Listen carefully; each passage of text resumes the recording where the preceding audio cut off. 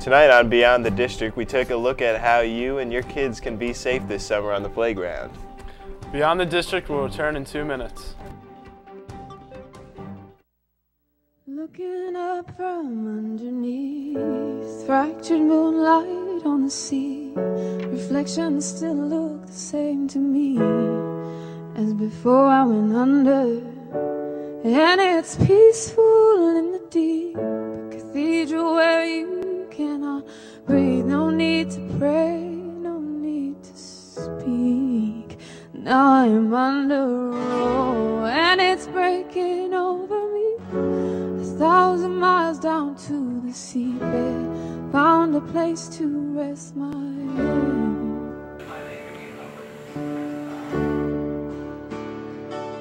In the arms of the ocean are carrying me, and all this devotion was rushing out of me.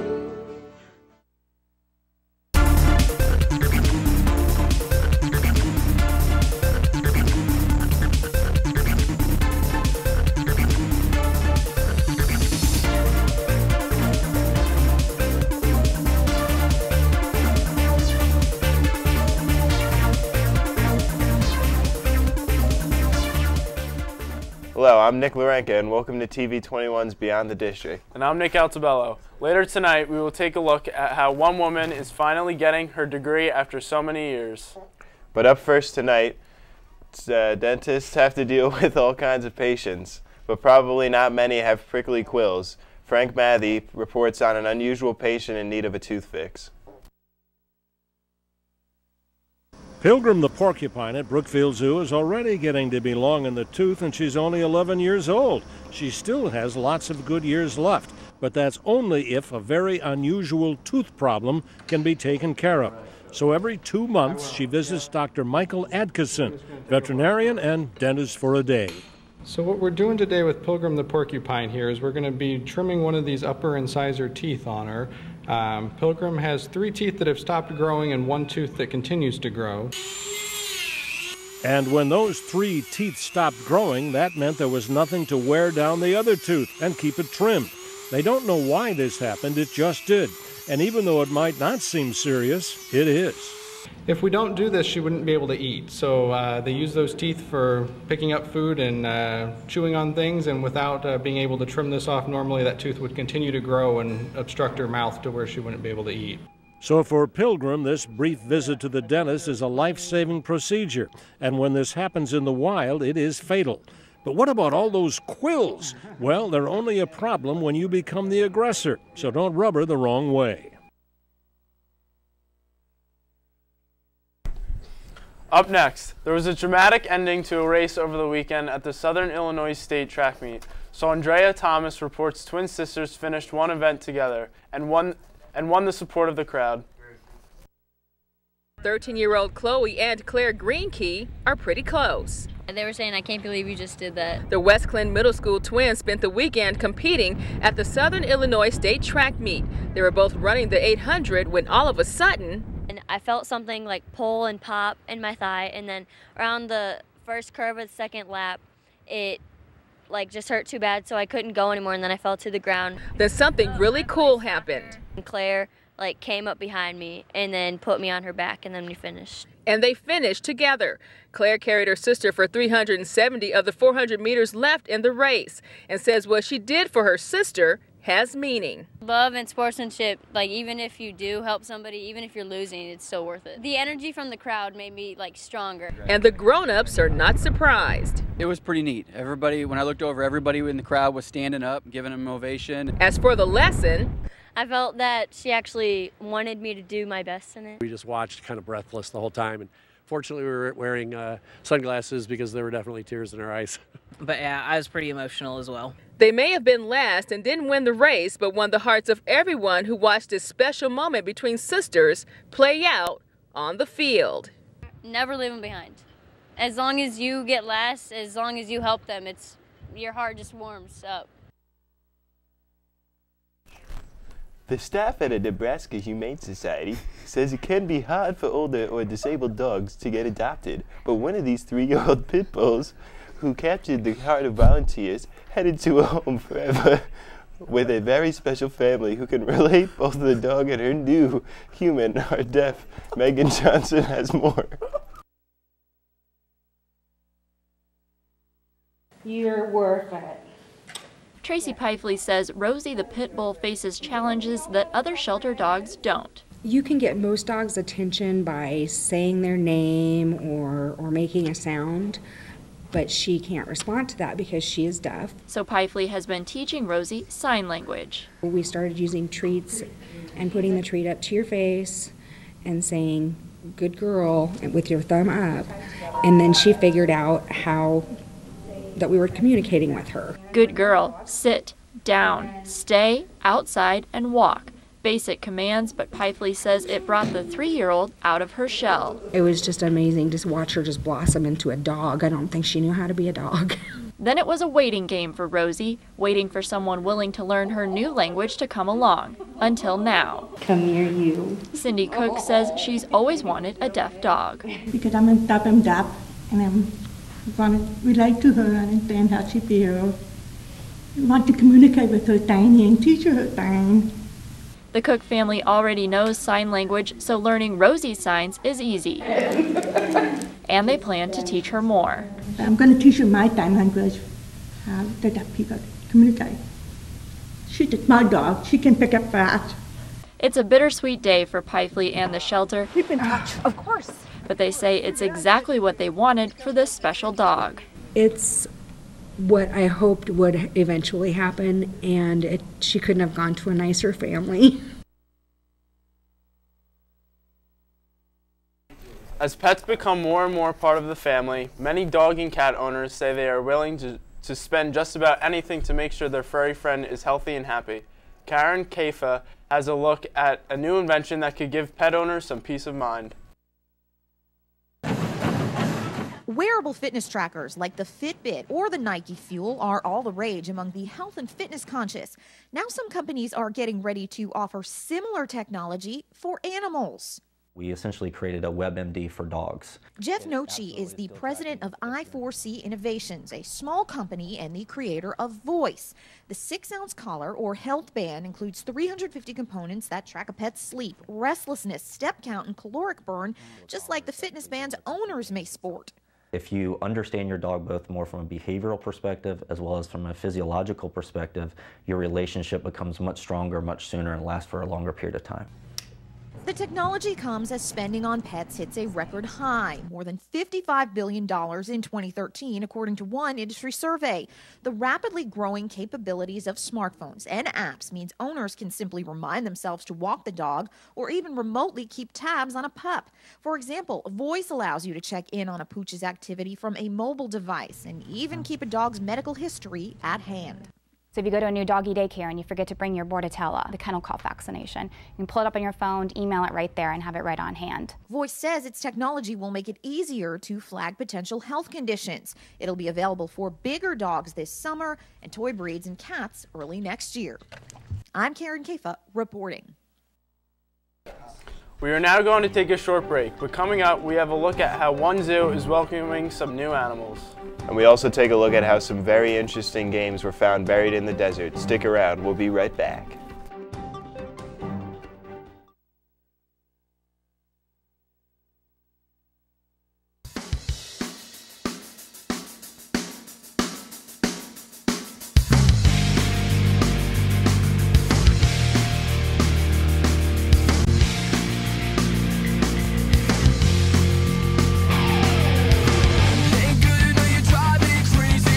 One walk puts the rhythm in my hand. Still will never understand why you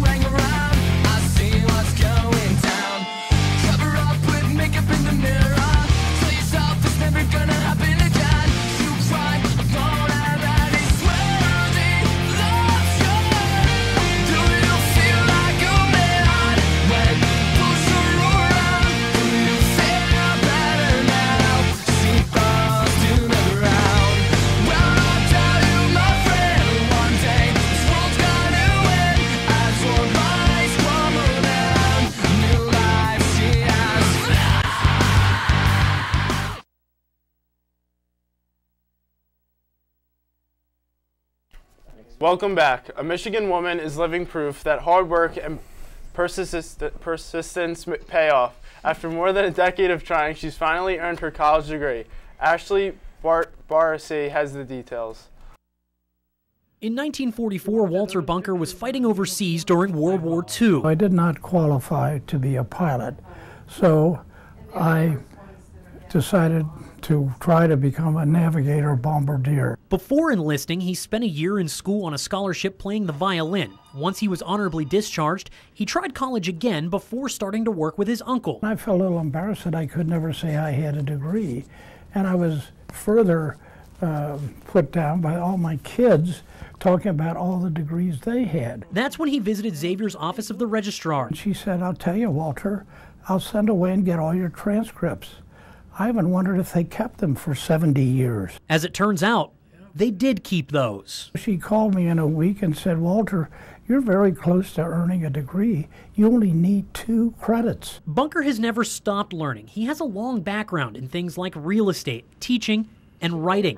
That writing has earned him a liberal arts degree after sharing 2 of his stories with a professor. And he called me and said, "Walter, you can start sending out invitations to your graduation." When he does that, he'll have some company. A veteran of the war in Iraq, albeit 60 years younger, will escort him. This is going to be one of the biggest honors of my life, to take a man of his caliber and help him graduate, and something that means a lot to him. In the time it took to get this degree, Bunker's life has been full of many joyous moments. 10 children, 21 grandchildren, and the love of his life, Martha, for the last 65 years. It'll be sort of the culmination of my life. Up next, the National Zoo's 4 African lion cubs will soon be on display after passing one serious test. John Gonzalez reports. The all-important swim reliability test to see if these 2-month-old lion cubs can not only swim at this point, but also navigate towards shore and climb their furry paws from the moat to dry land. To know which way safety is, and to know how, not just know how, to make sure they are strong enough physically to pull themselves out of the water. The first boy wanted out pretty quickly, and then the girl may have stayed in the longest of the 4. The other 2 boys did swim a good distance along the wall. All 4 succeeded, zookeepers say, and even some neighbors came out to see what all the commotion was about. They're coming out into the open environment for the very first time ever. So they're being hit on all 5 senses. Animal care staff here at the National Zoo placed the cubs into the water and helped guide the cubs toward land. By passing the test, the cubs will prove to the animal keepers that they are ready to safely explore the outdoor habitat, and perhaps more importantly for visitors, ready to be seen by the public. The gloves that I was wearing were puncture-resistant gloves, and so that protects me when I'm getting the cub out of the water, that if they turn around and bite me, they can't actually break through. Passing to us means that they all kept their heads above water. Even the ones who submerged completely when they were first put into the water pulled their heads out of the water. The 4 cubs were born on March 2nd to 9-year-old mother Shira, 3 males and a female. They don't have names yet.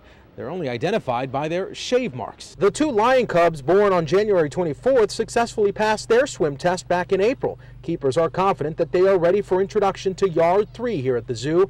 Their public debut set for this Friday. A story about Atari games buried in a New Mexico dump has become the stuff of legend. Eric Gonzalez talked to the man who says he can solve the mystery.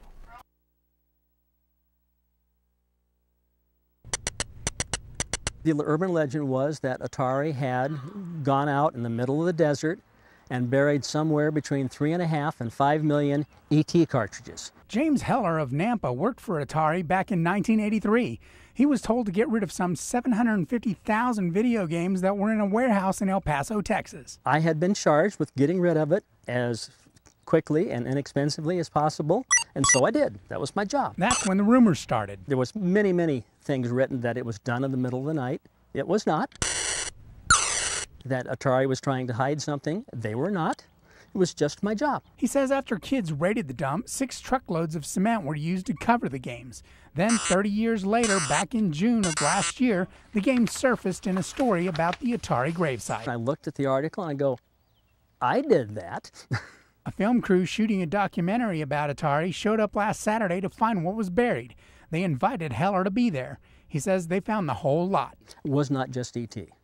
It was like Missile Command and Centipede, Warlords. Heller said the games were in good shape. He says all the hype about Atari hiding the games is just a story. It was excess inventory that they couldn't sell, and get rid of it. He says no Roswell, no conspiracy, and no mystery. No mystery whatsoever. Just people made it a mystery. And James Heller knows all about it. It's the biggest urban legend that ever happened in video gaming history. It's lasted for 30 years. Eric Gonzalez, KBOI News, Nampa.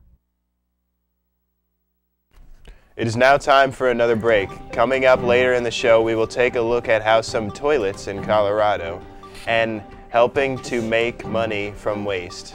Beyond the District, we'll be right back.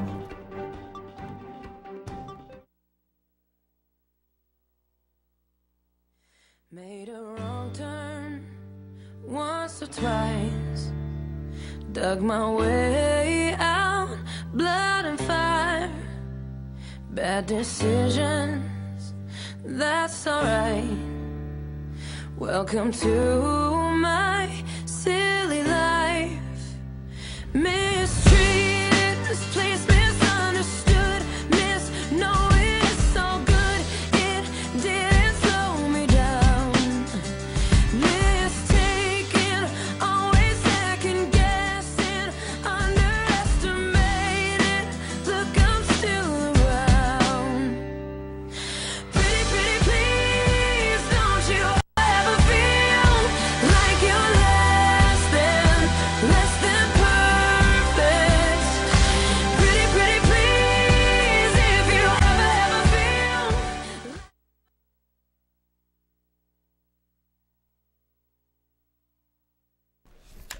Welcome back to Beyond the District. I'm Nick Lorenka. Colorado has come up with an efficient way to keep toilets and money from going to waste. Rana Novani tells how they recycle the most unlikely object.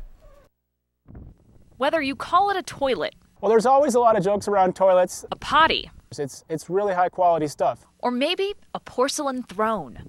They can call me the toilet guy at work, and people enjoy that. When you're ready to recycle yours, Colorado Springs Utilities wants it. We're helping people save money, we're saving water, we're saving wastewater, and we're saving our landfills. It starts as a piece of toilet. Then it's crushed down to even smaller pieces of porcelain, and you won't believe where it goes next. You drive on it every day. After the porcelain is crushed to about 3/4 of an inch, it's used as road base. This product has structural stability, it has good weight, and it has moisture qualities which allow it to be very stable, and it's very heavy too, so it works great as a component of the reconstruction and new construction. Last year, Colorado Springs Utilities processed 6,600 toilets and urinals. That's close to 500,000 pounds. It's cheap for contractors, environmentally safe, and it helps you get rid of an unwanted toilet. The public loves it. These toilets were sometimes a problem, and they were littered, and they just weren't really easy to reuse. Now other cities are looking to Colorado Springs and asking how they can keep money and valuable product from going down the drain. A visually impaired 10-year-old is participating in a triathlon. Christina Lee tells us how Heaven Vallejos prepared for her big day. A 100-yard swim, 3-mile bike ride, and 3/4-mile run. Those are the tasks at hand for 10-year-old Heaven Vallejos when she takes on the Itsy Bitsy Triathlon at the Springs Sprint Sunday morning at Mission Bay. Well, I'm probably going to kick some butt.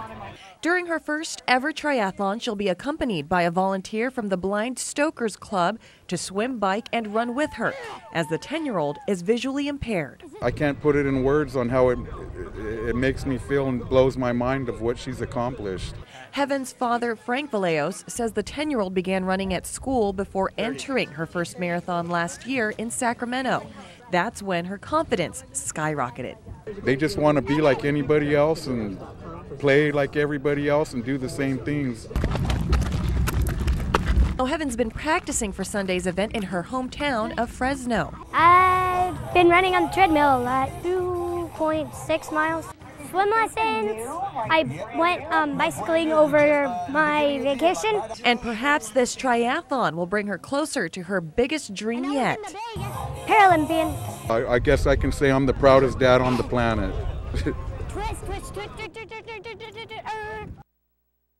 An 11-year-old Wisconsin girl recently diagnosed with type 1 diabetes is leading an online campaign to help cope with the same disease. Ange Buse is petitioning the American Girl Company to make diabetic accessories for their dolls. Paige Hulsey has the story. Okay, this is Anna. She's my look-alike. I usually wear glasses. Days after being diagnosed with type 1 diabetes, Anya Bussey invested in her first American Girl doll. This reminds me of my friend and all the good times we've had, so I thought it would make me really happy. Those happy memories helped her get through a confusing time. It's something that you really have to pay attention to. It's really part of your life. Once you get it, it's a part of your life forever. Anya had to learn about the disease and how to deal with it every day. She's really stepped up and she's grown a lot. You know, when you don't have an option and you have to give yourself shots, you learn to deal with it rather quickly. Now Anya is using her experience with a life-changing diagnosis to help others cope. It would comfort a lot of girls. It would make them feel more comfortable with the disease. Make them feel more comfortable about telling others about their disease, not just being scared and hiding it. She started a petition on change.org for the American Girl Company to make diabetic accessories. Like an insulin pump, some shots, and other diabetic accessories, like pick-me-ups, like little food for them to eat so their blood sugar will rise. Anya's mom says projects like this aren't out of the ordinary for her daughter. She's a go-getter. She's a firstborn, so she's very determined, and when she wants to do something, she wants to do it. She wants to do a good job at it. And Anya is determined to see a doll more like her and the millions of others living with diabetes. And then what's your other doll? Wrapping up tonight's show, with the weather heating up, the playground is often where kids spend the majority of their time. Playing is fun and doctors encourage the physical activity, but there are a few safety considerations parents need to keep in mind to keep their children injury-free. Susan Hendricks has more in today's Health Minute. 1, 2, 3, go! Enjoying a great playground is a rite of passage for many children, but injuries can and do occur. Some are serious, a few even fatal. According to the U.S. Consumer Product Safety Commission, there are more than 200,000 trips to the emergency room each year from playground-related injuries, most from falls. The kids will fall from a high place, they fall in their outstretched hand, and then they get a small fracture in the wrist or the elbow. But doctors say parents can take these safety precautions. First, the surface of the playground matters a lot. You'll want to avoid concrete. If a child should happen to fall on their shoulders, their neck, their wrists, their knees, or their ankles, that concrete's not going to give. Instead, look for surfaces made of sand, wood chips, or safety-tested mats. Dr. David Marshall also says make sure the equipment is in good shape. That means no loose bolts or splintered wood and appropriate for the age of the child. And finally, nothing can replace adult supervision. All tips to make playtime a safe time. For today's Health Minute, I'm Susan Hendricks. Remember, if you have a story you would like us to cover, or if you have an announcement about an upcoming event, please send it into our inter-school mail to the TV studio at High School East, or you can email us at tv21@trschools.com. Also, be sure to tune into TV 21 throughout the day to catch the show and Toms River Schools Today as we bring you the stories from around the school district. Also, please take a look at our website, www.trschools.com. Well, that wraps up tonight's show. For Beyond the District, I'm Nick Larega. And I'm Nick Altabello. Have a great night.